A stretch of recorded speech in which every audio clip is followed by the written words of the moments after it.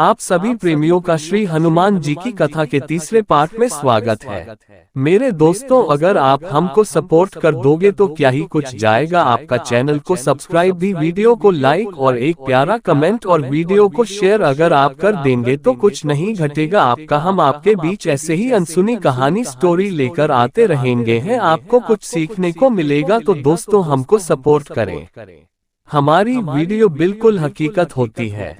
रामायण और महाभारत के अलावा हनुमान का उल्लेख कई अन्य ग्रंथों में किया गया है।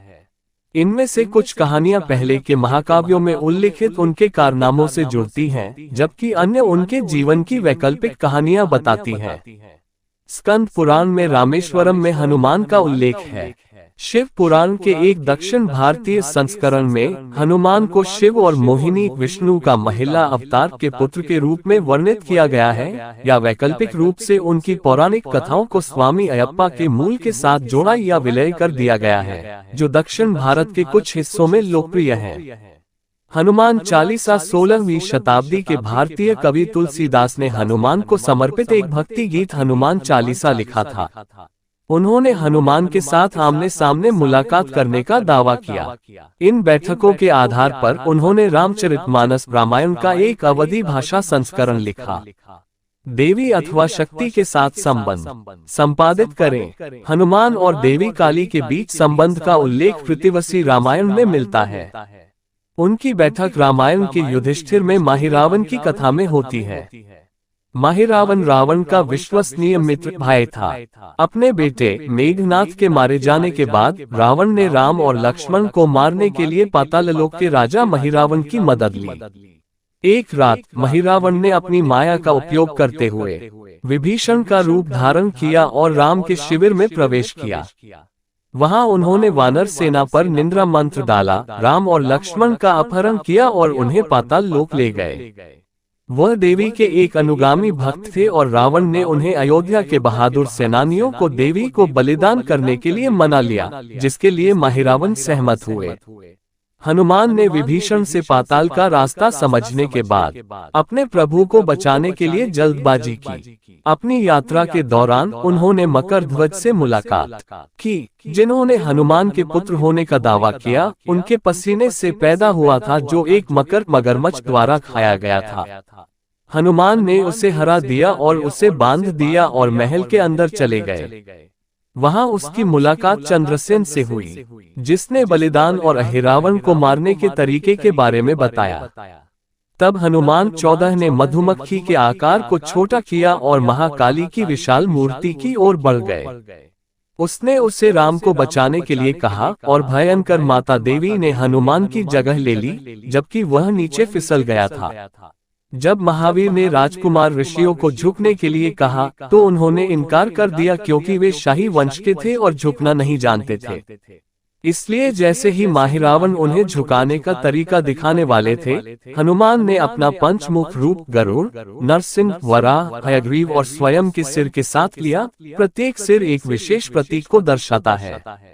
हनुमान साहस और शक्ति, नरसिंह निडरता, गरुड़ जादुई कौशल और नाग के काटने, वराह स्वास्थ्य और भूख भगाने और शत्रुओं पर विजय प्राप्त करने की शक्ति। 5 दिशाओं में 5 तेल के दीपक फूंक दिए और माहिरावन का सिर काट दिया, जिससे उसकी मृत्यु हो गई। बाद में उन्होंने श्री राम और लक्ष्मण को अपने कंधों पर लिया और जब उन्होंने श्री राम के बाहर उड़ान भरी तो उन्होंने मकरध्वज को अपनी पूंछ से बंधा देखा। उन्होंने तुरंत हनुमान को उन्हें पाताल का राजा बनाने का आदेश दिया। अहिरावण की कहानी पूरब के रामायणों में अपना स्थान पाती है। ये कृतिवश द्वारा लिखित रामायण के बंगाली संस्करण में पाया जा सकता है। इस घटना के बारे में बात करने वाले मार्ग को महिराबोनरपला के नाम से जाना जाता है। ये भी माना जाता है कि हनुमान से प्रसन्न होने के बाद देवी काली ने उन्हें अपने द्वारपाल या द्वारपाल होने का आशीर्वाद दिया और इसलिए देवी के मंदिर के प्रवेश द्वार के दोनों ओर भैरव और हनुमान पाए जाते हैं। हनुमान तिब्बती, दक्षिण पश्चिम चीन और खोतानी पश्चिम चीन, मध्य एशिया और उत्तरी ईरान रामायण के संस्करणों में एक बौद्ध चमक के साथ दिखाई देते हैं। खोतानी संस्करणों में जातक कथाएं जैसे विषय होते हैं, लेकिन आमतौर पर हनुमान की कहानी और चरित्र में हिंदू ग्रंथों के समान होते हैं। तिब्बती संस्करण अधिक सुशोभित है और जाट का चमक को शामिल करने के प्रयासों के बिना। इसके अलावा तिब्बती संस्करण में हनुमान जैसे राम और सीता के बीच प्रेम पत्र रखने वाले उपन्यास तत्व दिखाई देते हैं। हिंदू संस्करण के अलावा जिसमें राम सीता को एक संदेश के रूप में उनके साथ शादी की अंगूठी भेजते हैं। इसके अलावा तिब्बती संस्करण में राम ने हनुमान को चिट्ठियों के माध्यम से उनके साथ अधिक बार नहीं होने के लिए कहा, जिसका अर्थ है कि बंदर दूत और योद्धा एक सीखा जा रहा है जो पढ़ और लिख सकता है। विमलेश्वरी द्वारा लिखे गए रामायण के जैन संस्करण पौमचार्य, जिसे पौमाचारु या पद्मचरित के नाम से भी जाना जाता है, में हनुमान का उल्लेख एक दिव्य वानर के रूप में नहीं बल्कि एक विद्याधरा, एक अलौकिक प्राणी, जैन ब्रह्मांड विज्ञान में मृगमरीचिका के रूप में किया गया है। वह पवनगति, पवन देवता और अंजना सुंदरी के पुत्र हैं। अंजना अपने ससुराल वालों द्वारा निर्वासित होने के बाद एक जंगल की गुफा में हनुमान को जन्म देती है। उसके मामा ने उसे जंगल से बचाया। अपने विमना पर सवार होते हुए अंजना गलती से अपने बच्चे को एक चट्टान पर गिरा देती है। हालांकि चट्टान नदारद होने के बावजूद बच्चा अधूरा रह गया। बच्चे की परवरिश हनुराह में हुई है।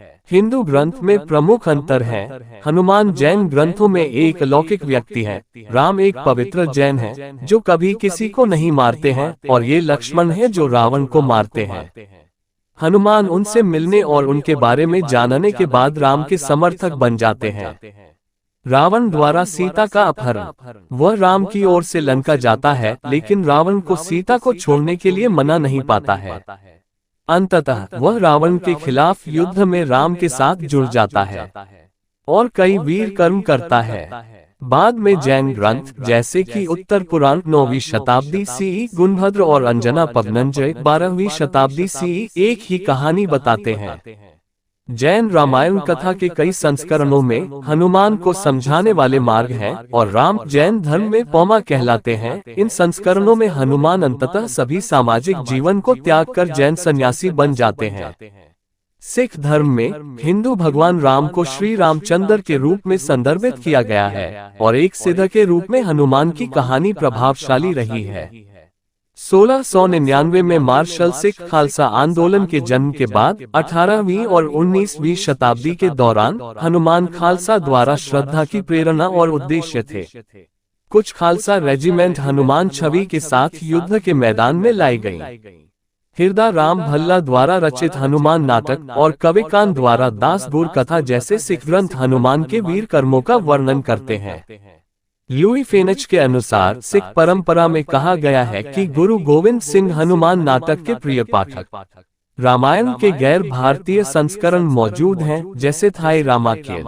रामायण के इन संस्करणों के अनुसार मैकचनू सुवर्णमचा द्वारा जन्मे हनुमान के पुत्र हैं। जब रावण के महल में आग लगाने के बाद हनुमान उड़ते हैं, अत्यधिक गर्मी से उनका शरीर और समुद्र में गिरने पर उनके पसीने की एक बूंद जो एक शक्तिशाली मछली द्वारा खाई जाती है, उसने स्नान किया और उसने रावण की बेटी मत्स्यनु को जन्म दिया। एक अन्य किंवदंती में कहा गया है कि मत्स्यराज, जिसे मकरध्वज या मत्स्यगर्भा के नाम से भी जाना जाता है, नामक एक राक्षसी उनके पुत्र होने का दावा करती है। मत्स्यराज का जन्म इस प्रकार बताया गया है। एक मछली मत्स्य को हनुमान के पसीने की बूंदों से लगाया गया था जब वह समुद्र में स्नान कर रही थी। दक्षिण पूर्व एशियाई ग्रंथों में हनुमान बर्मीज रामायण में विभिन्न तरीकों से उत्तर भारतीय हिंदू संस्करण से भिन्न होते हैं, जैसे कि राम यगन, अलोग राम थायगिन अराकानी बोली में, राम वटु और राम थाइन, मलय रामायण जैसे हिकायत श्री राम और हिकायत महाराजा रावण, और रामायण जैसे थाई रामायण। हालांकि कुछ मामलों में कहानी के पहलू हिंदू संस्करणों और रामायण के बौद्ध संस्करणों के समान हैं, जो भारतीय उपमहाद्वीप में कहीं और पाए जाते हैं। वाल्मीकि रामायण मूल पवित्र ग्रंथ है। अन्य लोगों को लोक नृत्य की तरह कला प्रदर्शन के लिए कवियों द्वारा संस्करण संपादित किए जाते हैं। रामायण की सच्ची कहानी वाल्मीकि है। ऋषि वाल्मीकि को आदिकवि, पहला कवि के रूप में जाना जाता है। तो दोस्तों, कैसी लगी श्री हनुमान जी की अमर कथा पौराणिक स्टोरिया? सभी प्रेमियों से हाथ जोड़कर रिक्वेस्ट करते हैं, वीडियो को लाइक, चैनल को सब्सक्राइब करके जरूर जाना। धन्यवाद।